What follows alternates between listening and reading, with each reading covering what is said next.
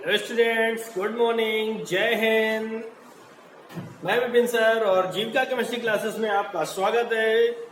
चलिए देखते हैं कि मैंने आपको surface chemistry chapter number 5 surface chemistry में मैंने आपको दो पार्ट पढ़ाए थे, जिसका टॉपिक एक था एब्जॉर्प्शन पढ़ाया था, है ना। मैंने बोला था आपसे कि इस चैप्टर में 3 टॉपिक पढ़ने हैं, एक एब्जॉर्प्शन, एक कैटालिसिस और एक कोलाइडल सॉल्यूशन, ठीक है ना। तो अभी आपका एब्जॉर्प्शन खत्म हो चुका है, समाप्त हो चुका है, 2 वीडियोस में आपके पास पहुंच चुका है और थर्ड वीडियोस में पार्ट 3 में आपका आ रहा है कैटालिसिस, ठीक है ना। तो कैटालिसिस क्या होता है जान लेते हैं। तो सबसे पहले जानते हैं कि कैटालिसिस होते क्या। उससे पहले मैं आपसे रिक्वेस्ट करूंगा कि आप वीडियो को लाइक करें, वीडियो पसंद आए तो लाइक करें और शेयर करें। अगर आप चैनल में नए हैं तो चैनल को प्लीज प्लीज प्लीज सब्सक्राइब करें तथा बेल आइकन को प्रेस करें, जिससे आपके पास क्लास 12 के वीडियोस के नोटिफिकेशन आप तक पहुंच सके, ठीक है ना। तो चलिए देखते हैं आज आपके कैटालिसिस शुरू करते हैं आज का वीडियो क्लास 12 जीविका केमिस्ट्री क्लासेस में part 3। Now start your video. तो देखिए आपकी हेडिंग आती है उत्प्रेरण। कैटालिसिस क्या होता है? उत्प्रेरण कैटालिसिस क्या होता है भैया? कैटालिसिस का मतलब होता है कि ऐसा बाह्य पदार्थ, ऐसा पदार्थ जो किसी भी अभिक्रिया के वेग को बढ़ा देता है, परिवर्तित कर देता है, ठीक है ना, वो कहलाता है उत्प्रेरक। अब ऐसा कैसे हो सकता है कि कौन सा पदार्थ धीमे हो रहा है, कौन सा पदार्थ तेजी से होता है ना। तो कुछ पदार्थ होते हैं, जैसे कि आप ऐसे समझ लीजिए कि कपड़े धोते हैं, तो कपड़े धोने में अगर हम क्या होता है साबुन या निरमा पाउडर का प्रयोग करते हैं तो मैल जल्दी छूट जाएगा, और अगर आप इन सब चीजों का प्रयोग नहीं करेंगे तो आसानी से नहीं छूटेगा, है ना। इसके अलावा आपके पास उत्प्रेरक, आप लोगों की बात करें तो आप लोग याद नहीं करते, पढ़ते नहीं, धन से मन से नहीं पढ़ते, है ना। टीचर्स आपको पढ़ाते रहते हैं और आप याद नहीं करते हो। प्रॉब्लम है कि नहीं? इस प्रॉब्लम से निपटने के लिए सर क्या करते हैं, आपके लिए इस उत्प्रेरक का प्रयोग करते हैं। अब इसमें क्या होता है भैया कि आपने याद नहीं किया, आपको 4 डंडे दे दिए गए, तो आप जानते हैं कि डंडे में कोई परिवर्तन नहीं होगा, डंडा जैसा था वैसे ही रहेगा, कल फिर मिलेगा, परसों फिर मिलेगा, आपको अगले दिन मिलेगा, है ना। लेकिन डंडे में तो कोई परिवर्तन, लेकिन आपकी याद करने की जो अभिक्रिया की दर है वो थोड़ी बहुत नहीं, काफी कुछ मात्रा में बढ़ जाएगी, ऐसा होता है ना। लेकिन कुछ बच्चे होते हैं कि कोचिंग या ट्यूशन या कॉलेज छोड़ के चले जाते, एब्सेंट हो जाते, गोला मार देते डंडे के डर से, तो वहां पर ये उत्प्रेरक ये वाला काम करेगा, ऋणात्मक उत्प्रेरक का काम करता है, और जिनकी अभिक्रिया याद करने की बढ़ जाती, कैपेसिटी बढ़ जाती, वहां पर ये धनात्मक उत्प्रेरण का कार्य करता है। तो ये बात थी आपकी कि स्वयं में, यानी वह बाह्य पदार्थ, जिसको 2-4 बार आप मेरे साथ दोहराइए, आपको याद हो जाएगा, वह बाह्य पदार्थ जो किसी रासायनिक अभिक्रिया के वेग को परिवर्तित कर देता है परंतु स्वयं में कोई परिवर्तन नहीं करता, उत्प्रेरक कहलाता है, तथा यह घटना उत्प्रेरण कहलाती है ना। ये आपके सामने परिभाषा लिखी हुई है। वह बाह्य पदार्थ जो किसी रासायनिक अभिक्रिया के वेग को परिवर्तित कर देता है परंतु स्वयं में कोई परिवर्तन नहीं करता, उत्प्रेरक कहलाता है, तथा यह घटना उत्प्रेरण कहलाती है। एक बार फिर दोहराएंगे, वह बाह्य पदार्थ जो किसी रासायनिक अभिक्रिया के वेग को परिवर्तित कर देता है परंतु स्वयं में कोई परिवर्तन नहीं करता, उत्प्रेरक कहलाता है, तथा यह घटना उत्प्रेरण कहलाती है ना।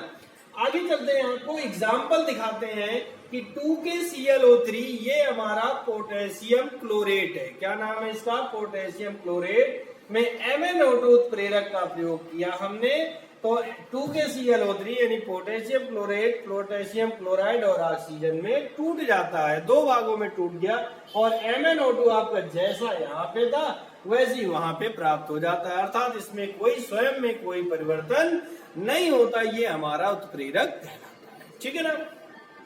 एग्जाम्पल नंबर 2 देखते हैं। यहाँ पर ये हैबर विधि से अमोनिया बनाने का समीकरण है। हैबर विधि से अमोनिया बनाने, जो हैबर विधि है वो आपको आगे चैप्टर्स में पी ब्लॉक एलिमेंट्स में पढ़ाई जाएगी, ठीक है ना।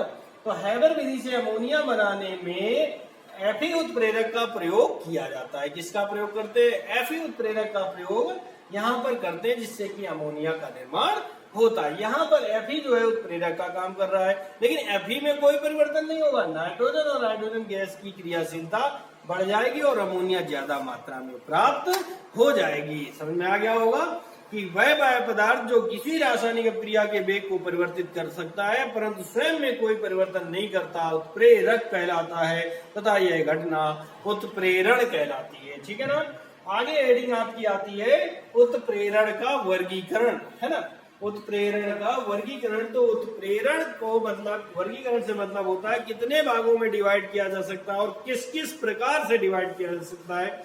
तो उत्प्रेरक को भैया हम दो प्रकार से डिवाइड कर सकते हैं, यानी उत्प्रेरक को हम दो प्रकार से विभाजित कर सकते हैं। ठीक है ना। कितने प्रकार से? दो प्रकार से हम उत्प्रेरक को विभाजित कर सकते हैं। पहला प्रकार हमारा आता है प्रावस्था के आधार पर और दूसरा प्रकार आता है हमारा क्रियाशीलता के आधार पर, है ना। पहला है प्रावस्था के आधार पर और दूसरा है क्रियाशीलता के आधार पर। प्रावस्था में के आधार पर उत्प्रेरक को हम दो भागों में बांटते हैं, समांग उत्प्रेरण और विषमांग उत्प्रेरण। समांग उत्प्रेरण क्या होते हैं कि जब अभिकारक और उत्प्रेरक समान अवस्था में हो, अर्थात अभिकारक अगर लिक्विड है तो उत्प्रेरक भी लिक्विड हो, अभिकारक अगर सॉलिड है तो उत्प्रेरक भी सॉलिड हो, अभिकारक अगर गैस है तो उत्प्रेरक भी गैस हो। जब अभिकारक और उत्प्रेरक समान अवस्था में होते हैं तो इसे समांग उत्प्रेरक और यह घटना समांग उत्प्रेरण कहलाती है। फिर आता है विषमांग उत्प्रेरण। वह प्रक्रिया यानी जब अभिकारक और उत्प्रेरक भिन्न भिन्न अवस्थाओं में होते हैं, यानी अभिकारक सॉलिड हो गया उत्प्रेरक लिक्विड हो गया, या अभिकारक लिक्विड है उत्प्रेरक सॉलिड है, यानी अवस्थाएं भिन्न भिन्न हो। जब अभिकारक और उत्प्रेरक भिन्न भिन्न अवस्थाओं में होते हैं तो इसे विषमांग उत्प्रेरण कहते हैं। क्रियाशीलता के आधार पर उत्प्रेरक को चार भागों में बांटा जा सकता है। धनात्मक धन माने बढ़ना, धनात्मक धन माने बढ़ना, अर्थात नाम से ही पता चल जाएगा धन धन माने बढ़ना, बढ़ना अर्थात क्या होगा कि अभिक्रिया के वेग को बढ़ा देते हैं, अभिक्रिया के वेग को बढ़ा देते हैं धनात्मक उत्प्रेरक, अर्थात वह पदार्थ जो किसी रासायनिक अभिक्रिया के वेग को बढ़ा देते हैं धनात्मक उत्प्रेरक और यह घटना धनात्मक उत्प्रेरण कहलाती है। ऋणात्मक उत्प्रेरण अभी मैंने बताया था ना कि इसमें डंडे खाने से कुछ बच्चे को गोला मार जाते हैं, है ना, वो चीज। तो ऋणात्मक वह पदार्थ जो किसी रासायनिक अभिक्रिया के वेग को मंद कर देता है, वह पदार्थ जो किसी रासायनिक अभिक्रिया के वेग को मंद कर देता है ऋणात्मक उत्प्रेरक कहलाता है तथा यह घटना ऋणात्मक उत्प्रेरण कहलाती है। प्रेरित उत्प्रेरण क्या होता है? प्रेरित है देखा ना, जैसे कि हम लोग किसी अच्छे व्यक्ति को देखते हैं समाज में और वो सक्सेस हो जाता है, हमारे परिवार का हो, हमारे भाई बंधु हो, और वो जॉब ले लेता है, तो हमें भी उसको देख के लगता है ना कि हम भी यार इतनी मेहनत करें, पढ़ाई करें जिससे कि हमारी भी तरक्की हो जाए। यानी किसी को देखकर प्रेरित होना उत्प्रेरण। जब एक, तो इसकी डेफिनेशन बनती है जब एक रासायनिक अभिक्रिया किसी दूसरी अभिक्रिया के लिए उत्प्रेरक का कार्य करती है तो इसे प्रेरित उत्प्रेरक और यह घटना प्रेरित उत्प्रेरण कहलाती है। स्व उत्प्रेरण वह अभिक्रिया जब अभिक्रिया में बना उत्पाद ही स्वयं उत्प्रेरक का कार्य करने लगे तो इसे स्व उत्प्रेरक कहते हैं। यानी इसमें कोई बाहरी पदार्थ नहीं मिलाते, इसी में जो बना पदार्थ है वही उत्प्रेरक का काम करता है। मतलब पहले उत्पाद धीरे धीरे बनेगा और जैसे उत्पाद बनना प्रारंभ हो जाता है तो इसकी स्पीड बढ़ जाती है, तो इसे कहते हैं स्व उत्प्रेरक और यह घटना स्व उत्प्रेरण कहलाती है। आई बात समझ में? ये तो मैंने आपको ओरल इसका क्लासिफिकेशन समझा दिया। अभी मैं आपको इन सब की डिटेल बताता हूँ, है ना, विद एग्जाम्पल आपकी इन सब की डिटेल करवाता हूँ। तो चलिए देखते हैं। Now start your explain. तो चलिए स्टूडेंट आगे देखते हैं। प्रावस्था के आधार पर क्या होता है कि प्रावस्था के आधार पर उत्प्रेरण को दो भागों में बांटा जा सकता है। प्रावस्था के आधार पर उत्प्रेरण को दो भागों में बांटा जा सकता है। नंबर एक है समांग उत्प्रेरण यानी होमोजेनस कैटालिसिस, और दूसरा है विषमांग उत्प्रेरण यानी कि हेटेरोजेनस कैटालिसिस, है ना। समझ में बात करिए, उत्प्रेरणावस्था के आधार पर उत्प्रेरण को दो भागों में बांटा जा सकता है, समांग और विषमांग। तो आइए देखते हैं, नंबर 1 पर है आपका समांग उत्प्रेरण। नंबर 1 क्या है आपका? समांग उत्प्रेरण क्या होता है कि जब अभिकारक और उत्प्रेरक समान अवस्था में होते हैं, अभिकारक और उत्प्रेरक समान अवस्था में होते हैं तो इसे समांग उत्प्रेरक कहलाते हैं तथा यह घटना समांग उत्प्रेरण कहलाती है। मतलब जब अभिकारक और उत्प्रेरक एक ही अवस्था में हो, चाहे वो सॉलिड में हो, चाहे वो लिक्विड में हो, चाहे वो गैस में, लेकिन अवस्था समान होनी चाहिए, तो उसे हम कहते हैं समांग उत्प्रेरण। अब एग्जांपल में देखिए, 2KClO3 सॉलिड स्टेज में है और MnO2 भी आपका सॉलिड है। यहाँ पर MnO2 उत्प्रेरक का काम कर रहा है, लेकिन दोनों की अवस्था जो है वो समान है, दोनों की अवस्था सॉलिड है। क्लियर हुई बात की नहीं? जब दोनों की अवस्था सॉलिड है तो सॉलिड होने के कारण ये आपका समांग उत्प्रेरण का उदाहरण बनता है। Example number 2, 2SO2 sulphur dioxide होती है, गैस होती है, ऑक्सीजन भी गैस होती है और इसका ऑक्सीकरण NO यानी नाइट्रिक ऑक्साइड गैस की उपस्थिति में करवाते हैं तो ये आपका सल्फर ट्राइऑक्साइड बनता है। तो यहाँ पर देखिए, अभिकारक गैसीय अवस्था में है और प्रेरक भी गैस अवस्था में है। इस तरह से जब अभिकारक और उत्प्रेरक गैस अवस्था में है तो इसे हम समांग उत्प्रेरण कहेंगे। CH3COOC2H5 यानी एथिल एसीटेट लिक्विड है, H2O भी हमारा लिक्विड है, इसका जल अपघटन क्लोरीन यानी लिक्विड के रूप में उपस्थित है, क्लोरीन द्रव रूप में उपस्थित, उससे उसकी उपस्थिति में जल अपघटन करवाते हैं तो एसिटिक अम्ल और एथिल अल्कोहल बनता है ना।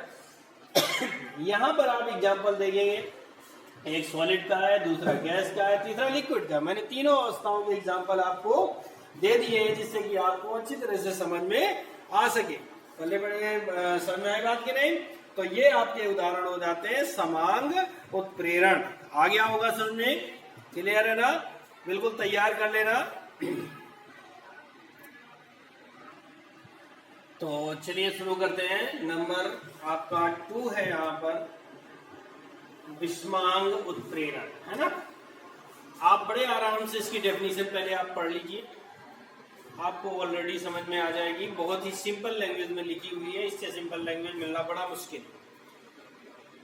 पढ़ लिया होगा। अब आप देखेंगे कि जब अभिकारक और उत्प्रेरक भिन्न भिन्न अवस्था में होते हैं तो विषमांग उत्प्रेरक कहलाते हैं। मतलब जब अभिकारक और उत्प्रेरक की अवस्थाएं भिन्न भिन्न होती हैं तो उसे हम विषमांग उत्प्रेरक कहते हैं तथा यह घटना विषमांग उत्प्रेरण कहलाती। एक बार फिर से परिभाषा, जब अभिकारक और उत्प्रेरक भिन्न भिन्न अवस्थाओं में होते हैं तो विषमांग उत्प्रेरक कहलाते हैं तथा यह घटना विषमांग उत्प्रेरण कहलाती है। आगे बात सुनिए। फॉर एग्जाम्पल, नाइट्रोजन हमारी गैसीय अवस्था में है, हाइड्रोजन हमारी गैस है, लेकिन जो उत्प्रेरक Fe रखा हुआ है वो सॉलिड हो गया, है ना। S फॉर सॉलिड हो गया। तो अभिकारक और उत्प्रेरक की अवस्थाएं क्या हो गई? भिन्न भिन्न हो गई। तो इस क्रिया को, इसे हम विषमांग उत्प्रेरक, और यह घटना यानी इस क्रिया को संपन्न होने की घटना को विषमांग उत्प्रेरण कहते हैं। इसी तरह सल्फर डाइऑक्साइड का ऑक्सीकरण, दोनों गैस है, प्लेटिनम सॉलिड उत्प्रेरक की उपस्थिति में करवाते हैं तो सल्फर ट्राइऑक्साइड बनता है। लेकिन यहाँ पर अभिकारक और उत्प्रेरक की जो अवस्थाएं हैं वो भिन्न भिन्न हैं, तो भिन्न भिन्न अवस्थाओं के कारण इन्हें विषमांग उत्प्रेरण कहा जाता है। इसके आगे आपका शुरू होता है क्रियाशीलता, यानी ये आपका था प्रावस्था के आधार पर उत्प्रेरण का वर्गीकरण। तो प्रावस्था के आधार पर आपका दो प्रकार का था, समांग उत्प्रेरण और विषमांग। समांग और विषमांग आपका हो चुका है। अब आपकी हेडिंग आएगी क्रियाशीलता के आधार पर, ठीक है ना। तो अगली हेडिंग आपकी होगी क्रियाशीलता के आधार पर वर्गीकरण, लेकिन वो बेटा उसमें 4 हेडिंग समय पढ़ानी है, तो वो आपके टॉपिक जो है वो आपका अगले वीडियो में आएगा, क्योंकि इस वीडियो में बहुत ज्यादा लेंदी हो जाएगा और मैं आपको सारे एग्जाम्पल दे नहीं पाऊंगा। फिर इससे मैं आपको अगली वीडियो में पढ़ाऊंगा। और बेटा लास्ट में आपसे बहुत बहुत रिक्वेस्ट है कि अगर वीडियो पसंद आए तो उसे लाइक करें, शेयर करें, और अगर चैनल में आप नए हैं तो चैनल को सब्सक्राइब करें तथा बेल आइकन को प्रेस करें, जिससे कि आपके पास सारे वीडियोस के नोटिफिकेशन आप तक पहुंच सके। ओके, थैंक यू, जय हिंद। मिलते हैं अगले वीडियो। तो मिलेंगे अगले वीडियो में, और आप तैयारी करें, अपने को याद करते रहें, ठीक है ना। और मैंने आपको बताया था, आपने देखा भी होगा नोटिफिकेशन में, कि आपके पास एक वीडियो आता है जिसकी पे मैं जनरल साइंस के कंपटीशन क्वेश्चन के बताता हूं आपको। तो आप लोग उसको करने की कोशिश करें, जिससे आपको बहुत अधिक बेनिफिट हो जाएगा। उसके सारे क्वेश्चंस आप नोट कर लें और नोट करके आंसर भी बनाते चलें, जिससे कि और प्रैक्टिस सेट आप जरूर करें, है ना, जिससे कि आपके अच्छे से अच्छे 12th के बाद आपको कंपटीशन की याद आएगी। तब वहां पर हर एक कंपटीशन में, जैसे कि नीट है, एसएससी है, रेलवे है ना, इन सब कंपटीशन में उन क्वेश्चन की जरूरत पड़ती है, तो आप उन क्वेश्चन को जरूर करें। ओके, थैंक यू, जय हिंद।